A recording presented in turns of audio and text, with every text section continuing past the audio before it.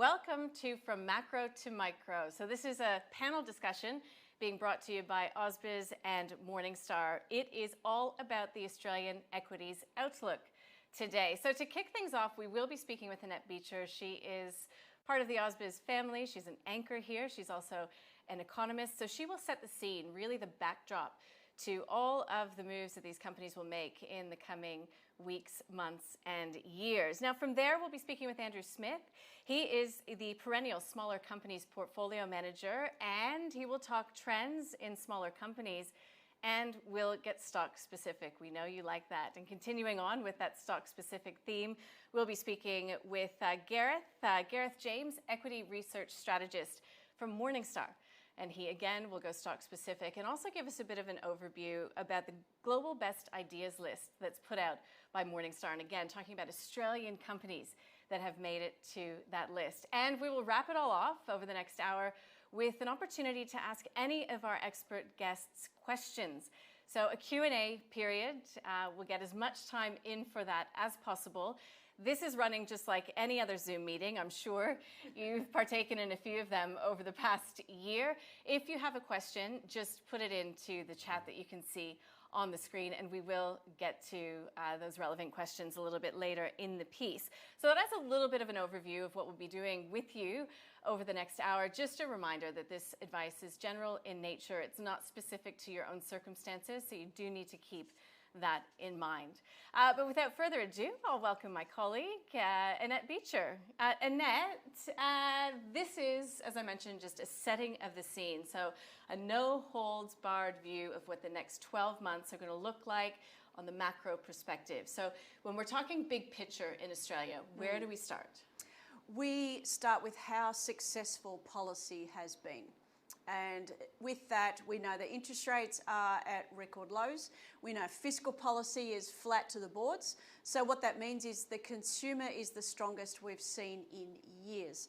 What we have noticed, though, in terms of trends, is the consumer's been buying goods because in some ways we've been locked out of services. So the consumer has been driving GDP. It's 60% of GDP, and that's why for a lot of the stocks that we'll get to later has been about the retail sector. Quick step back, GDP did fall by 1% last year. And so estimates for this year, a Reuters poll this morning says 4.5% growth this year and maybe over 3% growth for next year. Trend in Australia is less than 3%. So we're expecting a strong bounce back. Consumer is driving the trends there. You can't talk about macro without talking about housing. And everyone's got house prices, on their minds.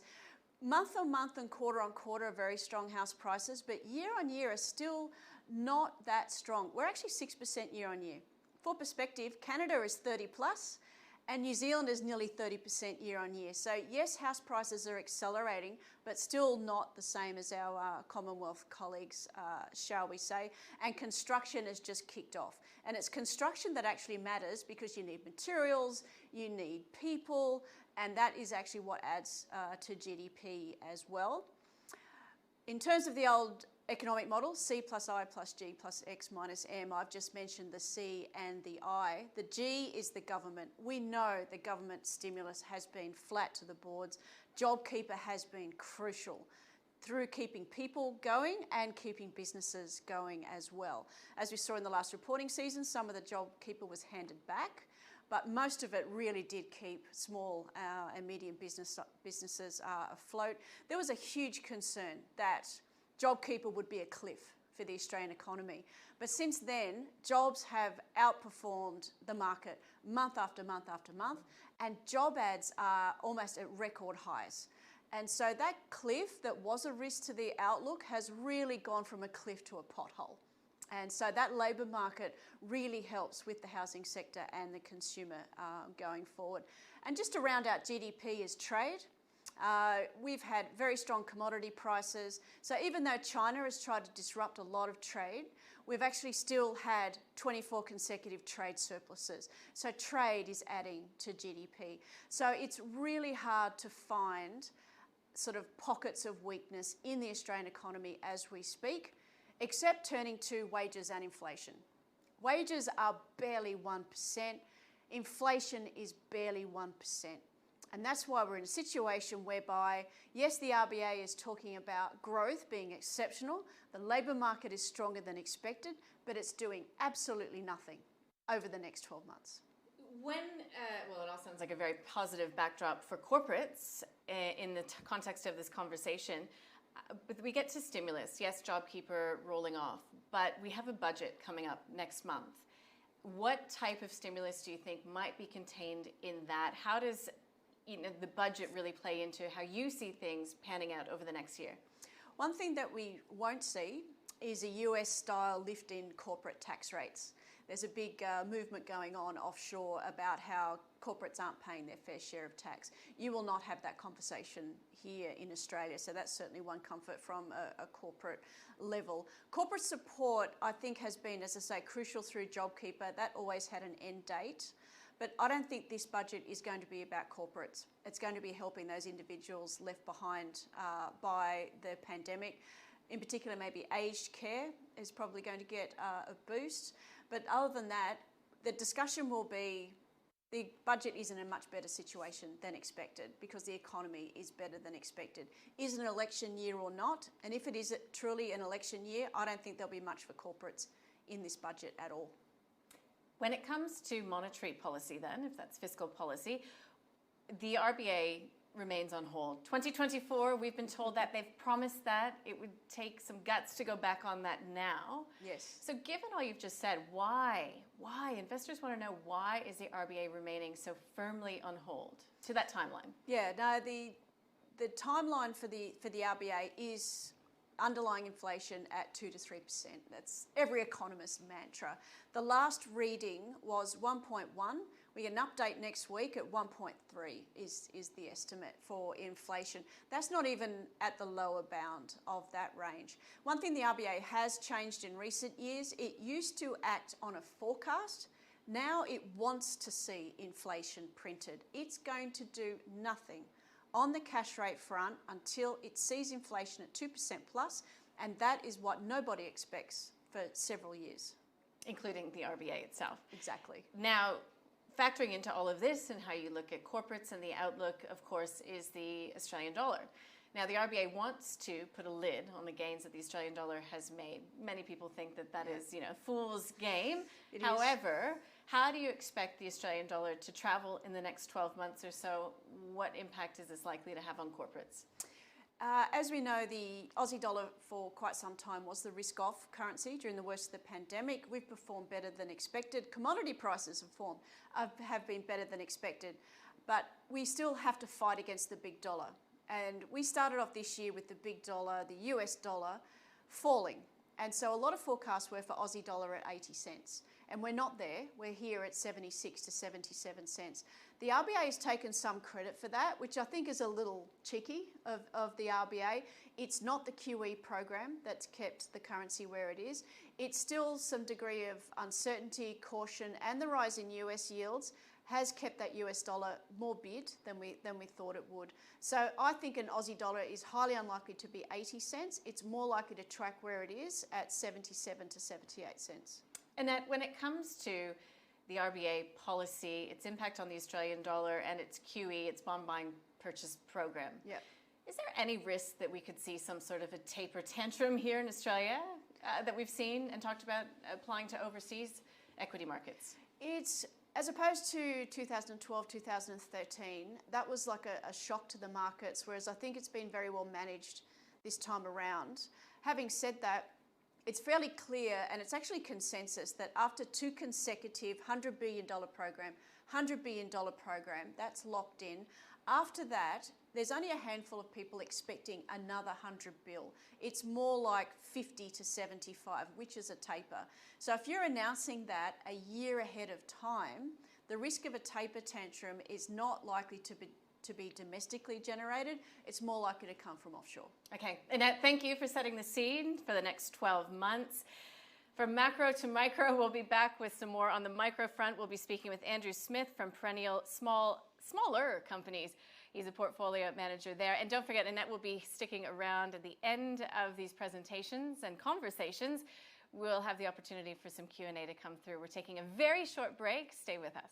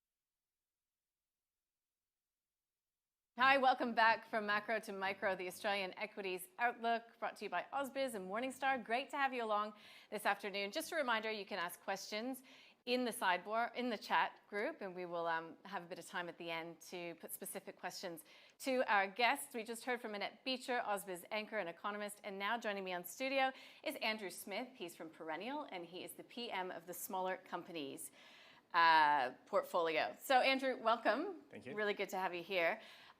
When we're talking about smaller companies, smaller caps, how does the sector usually perform in times of crisis? Has there been anything different this time around? Well, typically smaller caps has more risk. Banks are less likely to save companies in the smaller and the micro cap end of the market. So you typically do see a bigger sell-off in a time of crisis. I'd say what was different this time is we definitely had a big sell-off. March last year was a very big sell-off in the small cap index, but we had a very fast recovery. So it's almost like we had, and there's a slide here that shows some previous corrections. The top line there is our fund over time. And you can see how short and sharp that correction was around March last year, but equally how quick the recovery is, and the fund's well ahead of pre-COVID levels. So we kind of had a normal cycle from the GFC, but in about a year. So yeah, quite a different experience last time. Pretty extraordinary. And it looks as if we're on a very big snapback. Yes. That's unusual, the extent. So how long, I mean, I know I'm asking crystal ball kind of questions, but how long do you expect that snapback to last? I mean, what could change that? Yeah, well, there's two things to break down on that slide. One's the index, so the blue line there is the large cap index, the grey line's the small cap. So you can see that the bounce isn't quite as strong. Pleasingly, our funds bounce back stronger. But what's really important there is we don't have the same stocks now that we had in March last year or even June last year. So we've pivoted the portfolio. As I said, we've almost had 3 cycles in the last year. So initially, March last year, we sold any media companies with a lot of debt, oil and gas companies we sold out of, bought healthcare or e-commerce names like Marley Spoon and Redbubble did really well for us. We're now out of those names. We're back to buying media companies and looking ahead, that really strong macro outlook that Annette spoke about. We agree with that. So construction companies, infrastructure, really pro-cyclical in the Australian economy. So the portfolio position's quite different. So probably not relevant just to look at the chart, because the whole portfolio has changed. It's been a very active time. Very active. Pivot is a word of 2020 that's continuing to 2021. How about valuations then? If you look at a chart like that, you start to question whether valuations are running too hot. Yeah, and I think at the index level, I think this is a real concern. So the chart you see here shows the average price to earnings ratio looking 1 year ahead over time. And typically when it hits that top line there, it doesn't last too long. That's one standard deviation above average. You can see it's been stretched for quite some time. So that concerns us as value investors. So the X on the chart there is actually our portfolio. So we don't just buy the index. In fact, we own very little of the top 20 in the index because we think they're too expensive. Particularly when you look at the context, there's some great companies there, but they're not growing very fast. And they've got price to earnings ratios of 30 or 40 times earnings, growing at 5 to 10%. You have to be very, very patient to wait that long to get a decent return on those sort of stocks. So we're quite cautious that end of the market, and yet we see some fabulous value in other ends of the market that have been ignored. So cautious at the index level, but still finding lots of ways to put our money to work in good value stocks. I think that this is an interesting point for people perhaps watching this webinar today. When you're talking value, you're not necessarily ignoring growth, because we talk value versus growth. Are you consistently looking for both? Yeah, I think in small caps, and we've also run a micro cap fund as well, you really need that growth because you want to find the next company that bursts through into the top 100. Ultimately, that's where you make the most money through the re-rate. So if you look at the next slide, you can see we look at price to earnings on the left-hand side, and we're a nice 26% discount to market. But on the right-hand side, you can see we're also looking for superior growth. So 35% growth. We really want that combination of really high growth, but not paying too much for it. And that's how we get the best returns we've found. Are you spoiled for choice right now, or is it getting tough, slim pickings out there? We were spoiled for choice last year. Getting a little narrower now, the sectors that we like. So things like travel we think have run too hard. Their valuations are actually higher than pre-COVID, which makes no sense when I'm not sure, other than New Zealand, where we're next going to be able to travel. I've not been anywhere. No. Literally nowhere. I've been to Brisbane. Oh, so good for you. yeah, that's about as far as I've got. So I think those names look a bit stretched. Even online student education looks a bit stretched because, again, it's very hard for the international students to come here. So there's certain sectors that have now run too hard, but there's still enough for us to fill a 60 stock portfolio with good value names. Okay, we've kept our audience hanging long enough. Let's get into some of these high conviction calls. One of which I've been told is baby bunting. So when you're considering something like baby bunting, are you looking at it from a retail narrative, which again has been a thematic through COVID, or are you looking at it through other sort of influences, metrics, trends? Yeah, there's a number of ways we're looking at baby bunting. So that retail backdrop is positive, but we've also had a period where people have spent a lot of money on things like flat screen TVs. There's only so many you need in a house. So we're looking more for what's going to be the medium-term driver for retail, and that might be different parts of retail. And the great thing about baby bunting, if you look at this slide on the left-hand side there, that's looking at scans through Medicare data, so 12 and 16 weeks into a pregnancy. So we know we've got 15% increase coming, which is a huge number off the scales. Yeah. So clearly people spending a lot of time in their houses during COVID, that was quite positive for babies coming this year. So we start seeing this data turns into babies being born from March this year onwards. And I've got 2 kids, and there's a lot of consumables with babies, so nappies and baby formula. And baby bunting, the other lens that we look for is structurally. A lot of their competitors have left the industry over the last 5 years. They're the clear number 1 player in the market, so they're going to capture all that growth. So we've got a multi-year, sort of 2 to 3 year backdrop, plus consumers are cashed up, plus the sector is more consolidated towards baby bunting, so they've got a lot of power with their suppliers. So we're really quite positive on that name. And is baby bunting also an e-commerce thematic? How do you play that in the portfolio? Yeah, we really like those omni-channel. Last year we loved pure play e-commerce like Marley Spoon and Redbubble, which I spoke about. But I think there is a bit of a trend. You want a bit of a mix in your portfolio. So baby bunting has a great store network, but also an increasing online presence. And so they're doing better. They still need to get a loyalty program that I think needs to improve. But they're already getting strong sales through their e-commerce channels. How much control does baby bunting specifically have in terms of margin? Is it greater because there's less competitive pressure?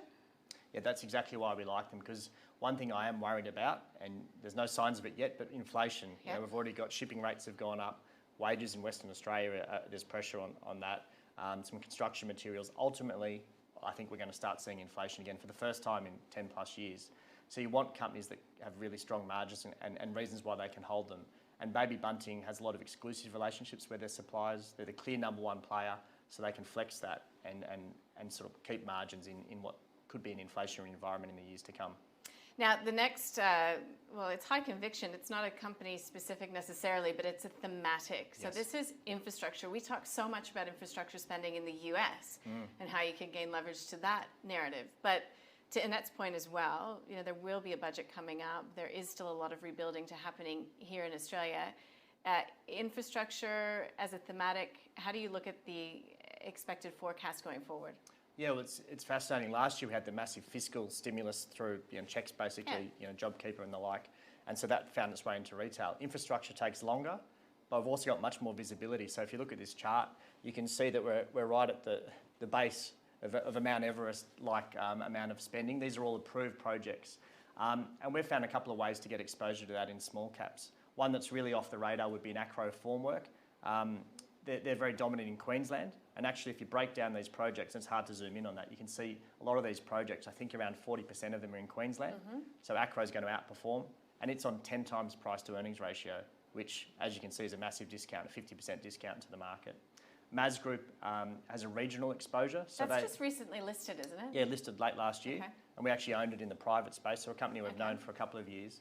They've got 21 quarries in regional New South Wales mainly, right along the Inland Rail and the Bruce Highway extension. So as they get built, they've got the quarries which are right next door. So we think they're going to have a really big FY23, FY24. Seven Group just raised some money yesterday. That's a much better. It's funny, I don't think of Seven Group as a small cap because it's a conglomerate. Yeah, and 3 to 4 billion sort of market cap. But what it is at the core is it's now got a very big position in Boral, which is clearly exposed to this thematic.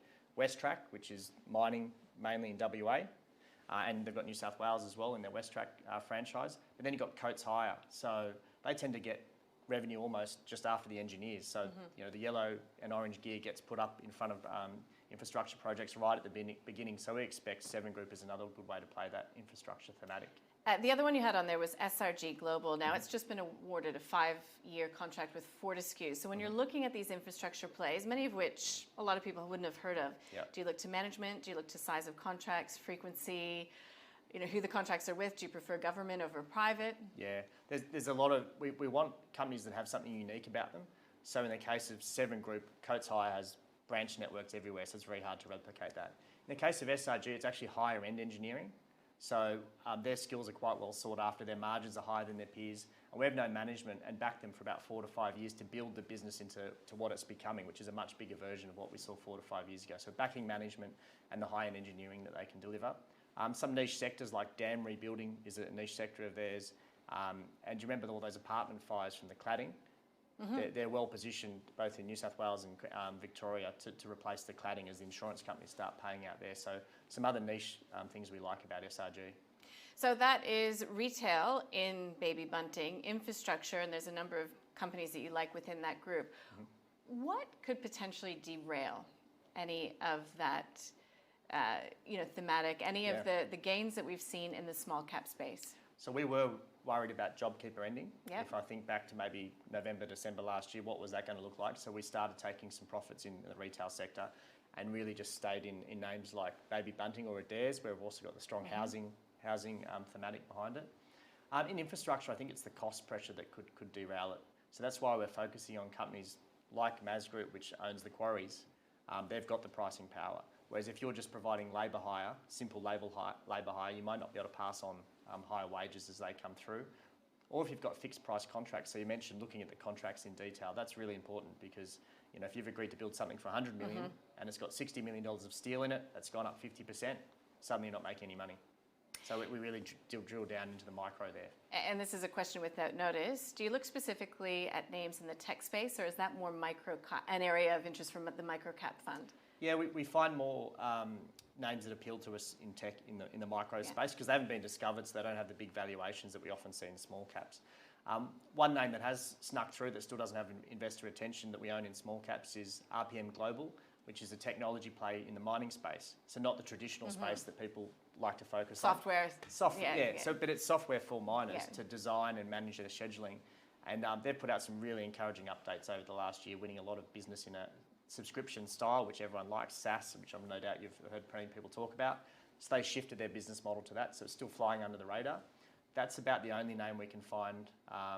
The other one would be Limeade, which came off a lot last month, and that's just sort of a bungled escrow release, which created an opportunity to buy a world-leading software company for employee engagement and wellness.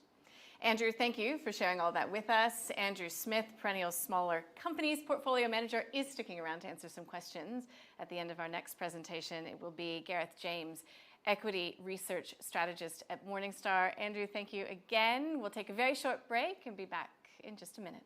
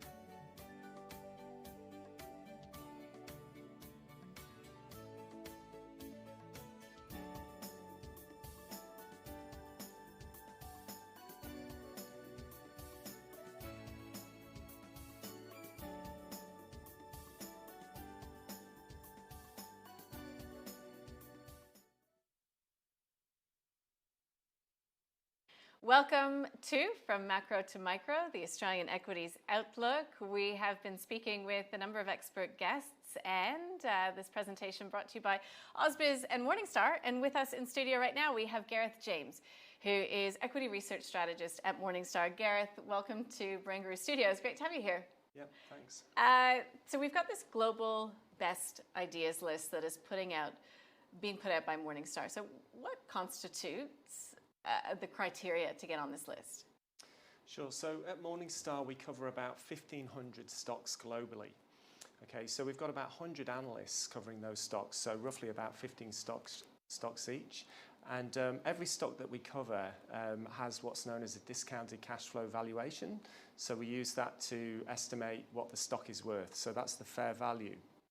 Now, what we do at Morningstar is we compare the fair value of the company to the share price. So if the share price is a long way below the fair value, then we think the stock is attractive to buy. And if the share price is well above the fair value, then we think it's expensive. So the Global Best Ideas list is a short list of stocks that we think are attractive. So basically stocks that are trading below their fair value. So we've got a lot of stocks on this list globally, but in Australia we have about between 10 and 15 stocks at any one time, which are stocks that we think are cheap and where the analyst has said that it's particularly attractive for some reason. Mm-hmm. Okay, so is there a general thematic that is to be seen across the global list? Does it correspond with that here in Australia? No, look, the only entry requirement to get onto the list is that the stock is cheap first and foremost. So, to decide if a stock is cheap, we do a lot of analysis, right? So we meet with management, we forecast the cash flows of the company, we assess the competitive advantage. Competitive advantage analysis is a very big component of what we do at Morningstar. So every stock that we cover, we give each stock what's known as an economic moat rating. So we say the stock has either got no moat, a narrow moat, or a wide moat. So a wide economic moat means that a stock's got a very strong competitive advantage. So for example, a company like Facebook would have a wide moat, and that's based on something called the network effect. So, it's very difficult to leave Facebook because everybody's friends are on Facebook, right? So that analysis of competitive advantage is an important component in deciding whether or not a stock is expensive or cheap as well. Let's get to some Australian companies for our audience. Computershare. It has recently bought Wells Fargo Corporate Trust Service in the US. That's a big deal. Is that the competitive advantage in Computershare? No, that's not the competitive advantage. With Computershare, what we think is good about this company is that there's very high switching costs, what we refer to as switching costs. So what this means is it's very difficult for Computershare's customers to leave Computershare, right? So Computershare does a whole range of things, one of which is the provision of share registry services. So if you're a company, you need somebody to look after your share register, right? So most companies use Computershare. Now, it's very unlikely that companies are going to switch to a different provider.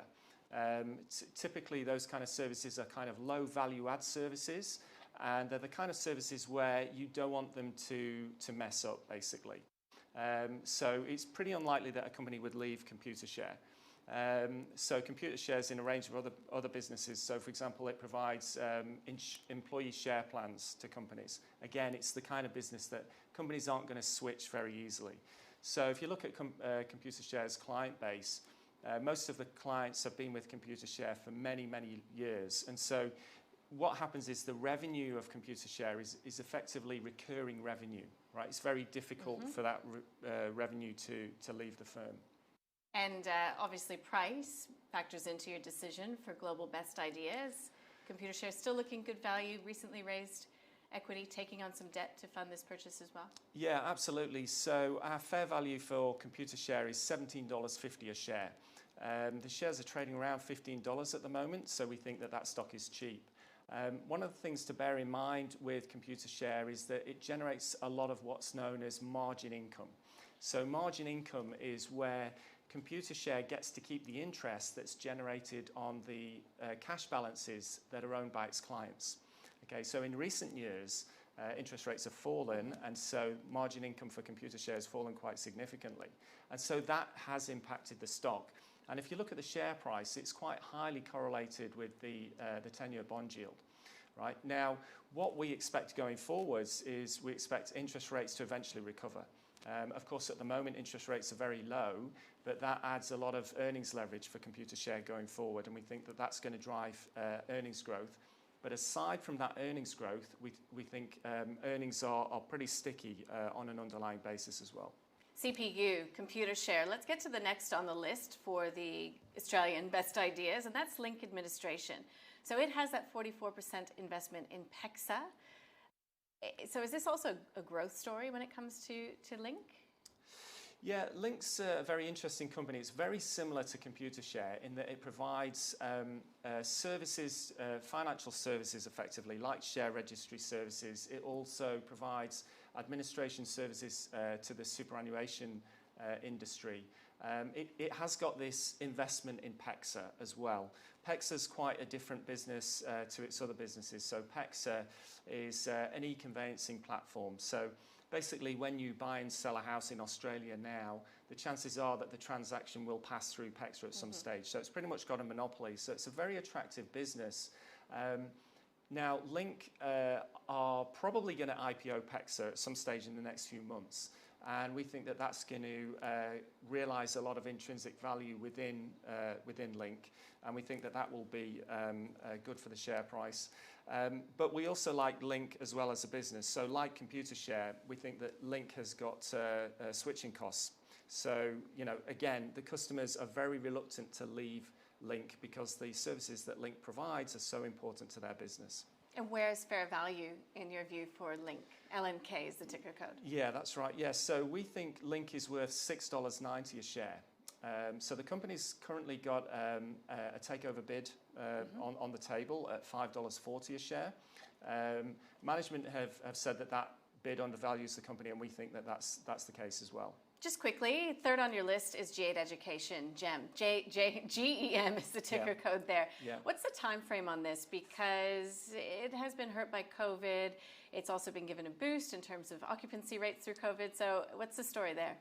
Yeah, so at Morningstar, when we talk about our valuations, we're long-term investors, right? So we normally give our recommendations 3 years to play out. So they may play out much quicker than that. It may take about 3 years. But at 3 years, we kind of make a call either it's worked or it hasn't. So that's the kind of time scale that we're thinking when we're talking about stocks. So with G8 Education, obviously, it was impacted last year during the pandemic. But what we saw the federal government come in and backstop the whole industry, which is what we expected. We don't think there's any chance that the federal government would let the childcare industry collapse. And so we think that there's very strong underlying support for the childcare sector. So, you know, with G8 Education, the company did a capital raising last year and it's got rid of all of its debt. You know, we're seeing unemployment come back very strongly. We think occupancy rates are going to start to rise quite quickly going forward. And with a company like G8 Education, there's quite a lot of earnings leverage to occupancy rates, right? So as the childcare centres fill up with children, we should see profit margins expand going forward. And fair value for G8? Yeah, G8, we value at $2.20 a share, so it's a long way above where the share price is at the moment. But we think this is a company which has had a lot of bad news over the last couple of years, and investors have basically dismissed it. But we think that the outlook is actually a lot better going forward than it has been over the last 2 years. Gareth, thank you for that. I'm only hurrying us along because we've got a number of questions coming in from our audience. So Annette and Andrew and Gareth will be back after this very short break to answer your questions.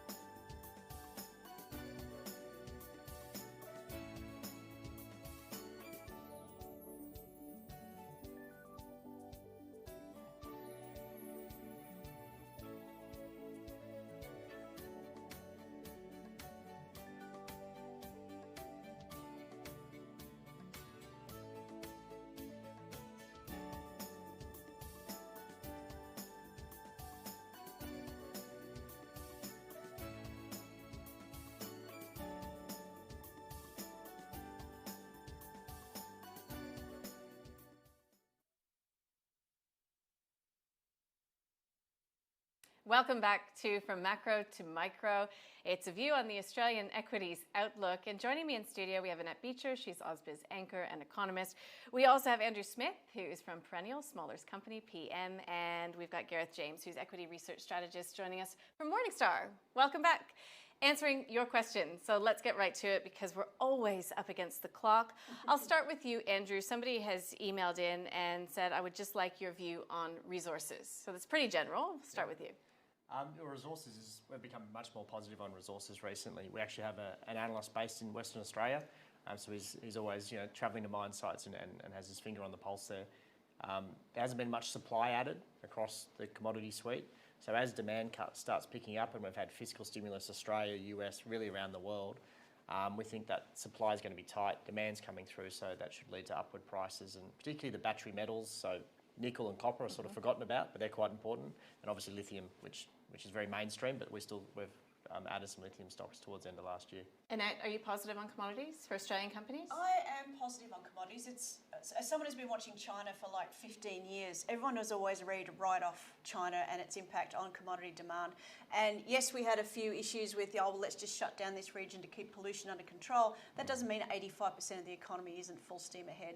And we've already seen that this morning with 9-year highs in iron ore. Everyone's talking it down to 100, but it doesn't seem to get past 170. So by and large, I'm positive on trade and commodity prices as a result. This is one coming in for Gareth. I will sort of do these as quickly as possible. Just saying, it seemed to be a thematic with your picks of computer share and link. How much of this is tied to the extraordinary growth of interest in financial markets specifically, or is that unrelated?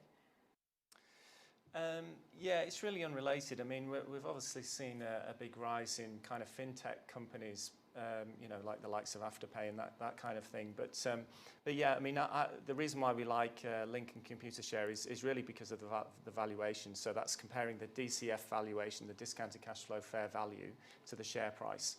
And that's really around, how the market thinks about those two businesses. So both companies have kind of had negative news flow in the last couple of years and have been beaten down, and we think that's made them cheap. So it's kind of like a contrarian play there. This is for Andrew. Again, regarding small cap tech infrastructure stocks, wondering if your firm Perennial has ever heard of KTIG. The code is KTG. Wants to know your thoughts on the company, if any. Yes, we actually do know that one. It's we've got some exposure through our micro fund and our private to public fund. So it's actually a welding technology. So it's revolutionising the way welding's done. Still a very small business. Still still in infancy. Just adding customers in the US, but very high end. So looking at things like nuclear storage of nuclear waste. They're doing the welding around that. So fascinating business. I visited them down in Adelaide. Some good innovation coming out of South Australia. So yes, that's one example. Now this one's from John. Thanks for adding your name. Saying, I'm looking for growth in the smaller companies in the ASX. Would the panel advise on a small company ETF? Active manager, difficult question for you. Yeah, I probably won't get on a tirade there. I believe active management makes a lot of sense in small caps. And if you just look at the average manager's return in the small caps, it's above the index, I think about 3 or 4% above the small cap index. So I think that's pretty compelling to pick a favourite manager, and there's lots of good ones out there. Well, dovetails with this question coming to us from Joel, saying, as somebody who really wants to learn about markets, you're in the right place to start, and in particular how to work out a company's intrinsic value and when to buy a stock. What sources of information can I go to in order to develop my knowledge base? Gareth, we'll go to you first, then Andrew. Yeah, absolutely. So, at Morningstar, we've got lots and lots of information on this. So, you can go to morningstar.com.au. That's our free website. And you can do a trial as well for the premium website. So there's a whole stack of resources, so videos, documents, articles, all about how to analyse investments. So not just single stocks, also ETFs, managed funds, you name it, it's all on there. So, a lot of resources there. Andrew, starting point for new investors? I'd go and read what some great investors have done. There's some really good books. Peter Lynch and Warren Buffett are my two favourite investors to read about. Some great books. But then the ASX website has all the information you need to get an understanding of a listed company. And it's amazing how little that resource is used. It's free. You can get all the cash flow historically. You can build your own model. yeah, so I'd use those two mediums. No, I'd say you can watch ausbiz as well. Download the app, ausbiz.com.au. That would have been my third answer. Yeah, of course, of course. This one's for you, Annette, coming from Srinivas. What's your view on Asia? Is it a risk considering China is controlling, business and trade? Well, Asia, of course, is highly leveraged to China. So as long as China is growing, so does the rest of Asia. At this exact point in time, a lot of Asia is being left behind because it needs a vaccine in order to get tourism going. A lot of the smaller Asian countries do need the tourist dollar. Other stock specific in terms of Asia is semiconductors. Taiwan, we actually talked about this yesterday. It's really hard to get a semiconductor at this point in time as well. So overall, Asia's leveraged to China, and as long as the US is growing, that's also a big demand for Asian products as well. So we are definitely positive, but just a few hiccups in the very short term. And you're not concerned about China and its view toward Australian companies, particularly in terms of trade, in terms of COVID-19 investigations and all the rest of it? It's horrible. It has had a direct It impact has. on some Australian corporates. It sure has. So if like coal had to be diverted elsewhere, barley, wheat, lobsters, coal, a wide range of specific goods have had to be diverted elsewhere. So it has made Australia rethink its strategy in some ways. One thing that we're left with still is tourism and education. That takes longer to redevelop a business model. So Australia's trade has been much better than expected, but there's still a few bumps along the road there. Do you take trade into consideration, obviously, with some of these Australian companies? Yeah. So with all the rumblings, probably from 18 months to 2 years ago, we became very cautious on China-exposed names. So tried to reduce any exposure in our portfolio. So think of infant formula to wine. Those are the sectors we identified as being risky, and we've been out of them for a while. Gareth, on the semiconductor point, we've got a question from Lauren saying, with the semiconductor shortages at the moment, how does that impact your forecast for short and longer term for shares and for companies, I suppose? Yeah, look, I don't think there's really any companies on the ASX that are kind of directly linked to semiconductors in that way. But I think that, just generally on technology stocks, I think that one thing that we're kind of seeing in the market is that the technology sector, in our view, is the most overvalued sector out of the 11 sectors on the ASX, if you take the ASX 200 index. So, and we think that, there's a small number of stocks which are particularly overvalued in that sector. So I think that we just urge caution with regards to investing in the technology stock space. There are good opportunities out there, like I mentioned, Link, Computer Share. I think Iris is another good one to invest in. Every now and again, Technology One is quite an attractive one to invest in. But we do think that companies like WiseTech, Xero, and Afterpay are significantly overvalued, and that the earnings just aren't there at the moment. Now, of course, they may get incredible earnings growth going forward, but you're paying for that already. So if there's any slip-ups along the way, there could be a big kind of share price pullback there. So we're just advising caution for our clients in the tech space at the moment. And if I just jump in on the semiconductor space, what I love about the ASX is you can actually find pretty much exposure to any thematic. There's actually 2 microcaps that we're invested in that are exposed to the semiconductor shortage. So Pivotal Systems and Revison, both US companies that have listed here because they were too small for the NASDAQ. We think semiconductor capex is going to have to go up a lot. There's a big shortage, so they're going to have to spend money, and those are 2 companies exposed to it. No one really researches them, so that's the great thing about the ASX. There's broad sector exposure if you really want to dig down and find it. And just talk to us briefly about how those companies are leveraged to that semiconductor space. Do they build them? Or? They're involved in the manufacturing, okay. the component manufacturing of semiconductor. So if you're building a new semiconductor supply chain, Revison and Pivotal offer products into that. To try and help increase the manufacturing. So they don't manufacture the chips themselves. They're a supplier into the supply chain. Well, there's some homework for our viewers to look into those 2 companies. This is a question probably everybody can weigh in on. It's coming from Darl saying, Amazon scared a lot of people by entering Australia. I remember the hype. It was as if everybody was going to be brought to their knees. Darl saying the impacts haven't manifested and have been fairly muted so far. They have a large distribution centre opening soon, but what's the end game? To disrupt e-commerce in Australia, do their own distribution? It's difficult to see what companies we should be worried about their arrival because so far they haven't made any waves. Because again, through this pandemic, the thematic has been these local e-commerce retailers. I mean, how do you view at Morningstar the impact of Amazon here in Australia? Look, our retail analyst has written a report on this just recently, so you can access this on the Morningstar website, and he's kind of highlighting the threat of Amazon. So even though we may not have seen a huge impact so far, in our view, that there is going to be increasing pressures. And, retailing is a sector that we think has run too far recently. So obviously 2020 was a good year for retailers, and you've seen some really great results there. But our house view is that that's gone too far, and that people aren't factoring in that there's going to be a reversal of that trend. And then you've got all these other competitive pressures, such as Amazon, coming on the horizon. So, our view is that it's very much a real risk going forward. I like to think there's enough consumer demand for everyone. One thing Amazon does do very well is goods, but I think because people have been stuck at home buying goods, at some stage there will be services. And so if you are offering services, I think that outlook over the next 12 months is looking a lot brighter. So I think those that are in the goods space might feel a squeeze, but there's plenty of other opportunities in the services space. We've got a question coming in from Anne. Thank you, Anne, saying, which is the best resource material company do you think to buy now to take advantage of battery development? Do you look at that thematic closely, Andrew? My analyst in Perth does, who's a geologist, so thankfully knows a lot more than I do.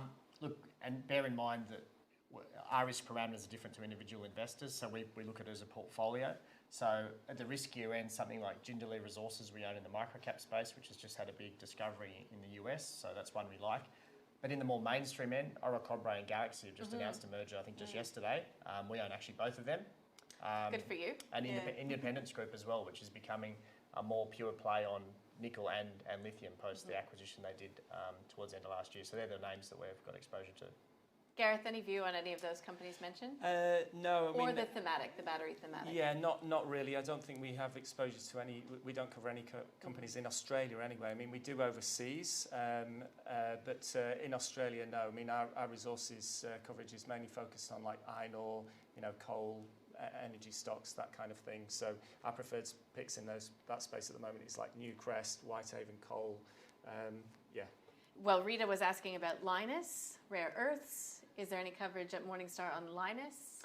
No, we don't cover Lynas at Morningstar, no. And Andrew, any view on Lynas? We sold it a few months ago. Why was that? Just on valuation. So we think you've got a really strategic asset.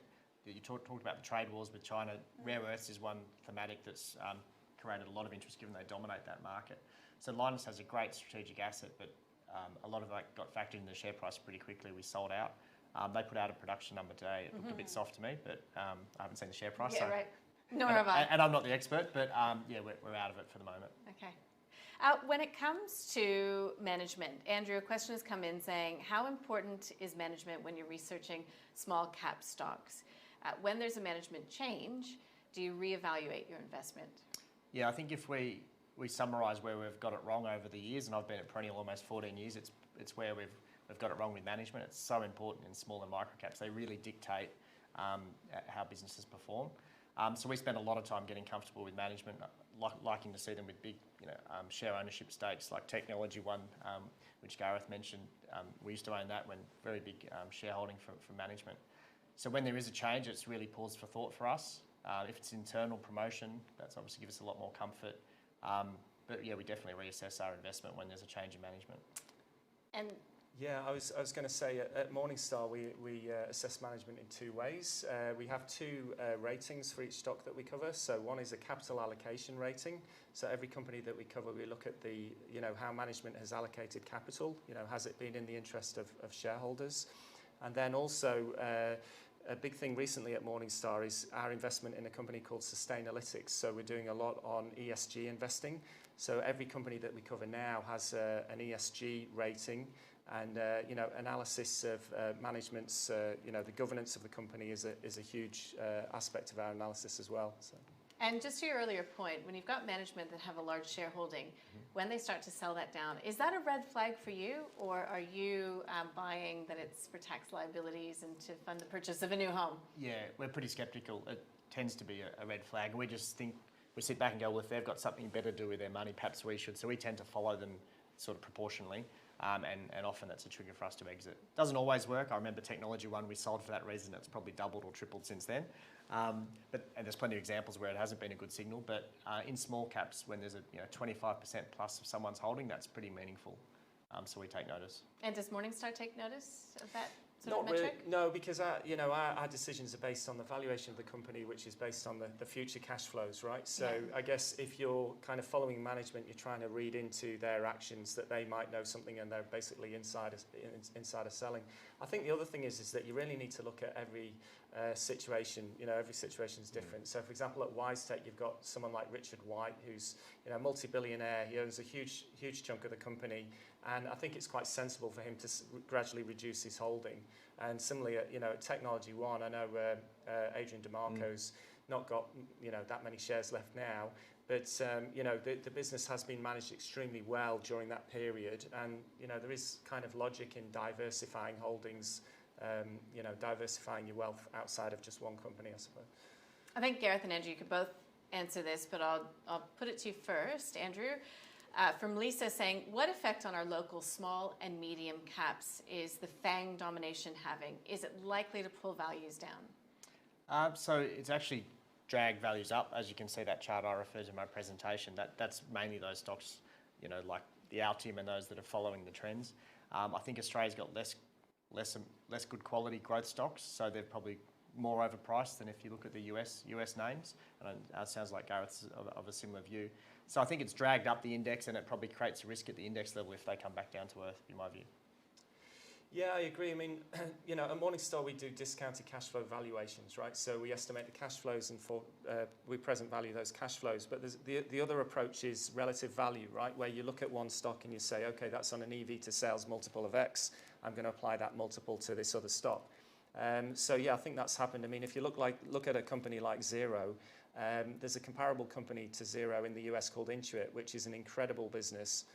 We think it's got what we call a wide economic moat, so it's a really high quality business. But we think that what investors tend to do is they look at the multiple on that stock and they apply it to something like Xero when it's quite different situations. And we think that can be a huge risk, which we saw in the first tech bubble in 1999. Everything was priced off everything else, and you have a bubble. Mm-hmm. Now, Annette, I got a few questions coming in before the bell. Joel saying, do you expect the infrastructure projects in the US to greatly influence the iron ore price? I think we partly answered this earlier, but I'll get clarity from you on this one. Do you think many countries, probably including Australia, will follow the US and announce massive infrastructure projects? I'd have to say the short answer is yes, because all boats will float in an infrastructure tide. However, given that Biden is pushing more into renewables, so I think the opportunity is probably more in the alternative resource space rather than traditional iron ore. Iron ore and coal do go to Japan and China, so we would benefit more from an infrastructure program in China than we would from the US. But as we've been talking about rare earths and alternative resources, that sector will do extremely well under the Biden's infrastructure program. Question, perhaps counter to what you've just been saying. What's the view on mineral resources? Of course, iron ore, mining services company. Do you have a view, either of you, on mineral resources? Yeah, I suppose we've probably been wrong as well in calling iron ore to be softer. So we've missed this latest run in mineral resources. Excellent management there. Obviously got exposure to lithium, although it's not the same quality as some of the other names I mentioned earlier. Looks a bit overvalued to me, but we did say that about $15 ago. So, and just a couple quick ones. We're coming up against the clock. Can we please, this is from Srinivas, can we please get the names Andrew said about semiconductors in the micro cap space as well? Maybe just say them slowly, clearly, if you know the ticker codes. Yes, so PVS is Pivotal Systems, and Revisum is RVS. So they're both US-based businesses, which I've actually visited over in the US pre the pandemic. Yeah. That just were too small to list on the NASDAQ, so they found their way here, which is a great sign the ASX is attracting these companies. You're looking forward to getting out and doing face-to-face meetings with management again? I think San Francisco might be some time off, but maybe Adelaide next. Yeah, right. And a question for you, Gareth. Somebody is asking, sorry, I don't have your name. How do you access the global best ideas list? Sure. So if you go to morningstar.com.au, that will give you access to the free website. There you can get a trial for a free trial on the premium website, and on the premium website you can access the global best ideas list. So that's All right, well, thank you to you all for participating. It's been illuminating, taking a look from the macro to the micro, the outlook for Australian equities. Very much appreciate your time, Andrew from Perennial, Gareth from Morningstar, and Annette from ausbiz. We do hope that you enjoyed that presentation. Apologies to the questions that we did not have time to get to. Thank you for watching. Take care.